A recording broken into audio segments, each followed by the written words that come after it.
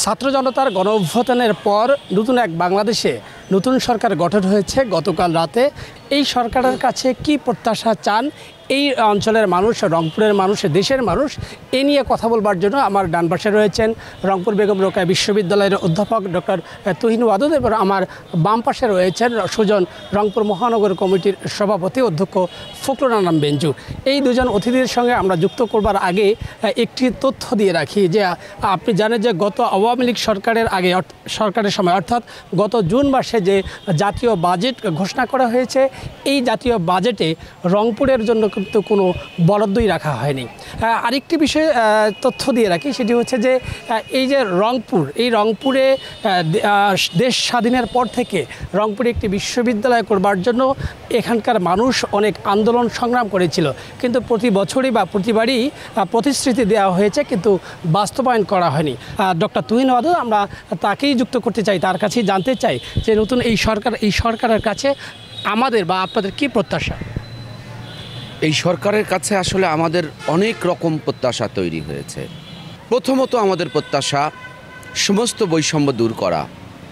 এক ধর্মের সঙ্গে আর এক ধর্মের যে বৈষম্য করা হয়, উচ্চবিত্তের সাথে নিম্ন বর্ণের যে বৈষম্য করা হয়, কর্মকর্তার সঙ্গে কর্মচারীর যে বৈষম্য করা হয়, মানুষে যে বৈষম্য করা হয়, আইন পাওয়ার ক্ষেত্রে মানুষে যে বৈষম্য করা হয়, ন্যায় বিচার প্রতিষ্ঠায় যে বৈষম্য করা হয়, আমরা মনে করি সিস্টেমটাই বদলে দেওয়া হবে।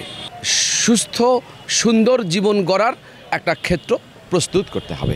আমরা কথা বলছিলাম ডক্টর তুহিন ওয়াদুদের সঙ্গে। আমরা এবার যুক্ত করতে চাই সুজন, রংপুর মহানগর কমিটির সভাপতি অধ্যক্ষ ফখরুল আলম বেঞ্জুর কাছে। আপনার কি প্রত্যাশা এই সরকারের কাছে? ধন্যবাদ আপনাকে। আসলে প্রথমেই স্বাগত জানাই যে নতুন তত্ত্বাবধায়ক সরকার হয়েছে। এই সরকারের যারা সদস্য আছেন এবং প্রধান উপদেষ্টা আছেন তাদের সকলকে আন্তরিক অভিনন্দন এবং শুভেচ্ছা জানাচ্ছি। আসলে তুহিন ওয়াদুদ যেটি বললেন যে আজকে 53 বছর পরে আমাদেরকে আবার নতুন করে বলতে হচ্ছে যে আমরা একটা বৈষম্য বিরোধী রাষ্ট্র চাই। এখন সময় আসছে বাংলাদেশকে ঘুরে দাঁড় করবানোর একটা সময় আসছে।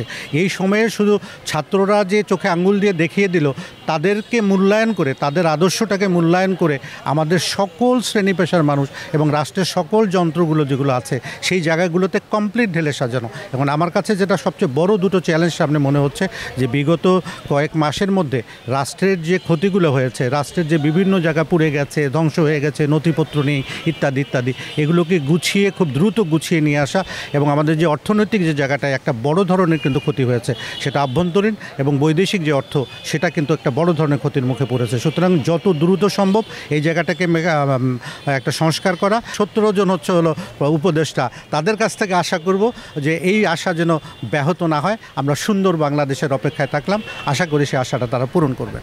আমরা শুনছিলাম দুজন অতিথির কাছ থেকে এই নতুন এই বাংলাদেশের যেন আর বৈষম্য না হয়, কৃষিতে শিক্ষায় স্বাস্থ্যে যেন সমবন্টন হয়, এমনটি প্রত্যাশা রংপুরের সুধীজনের।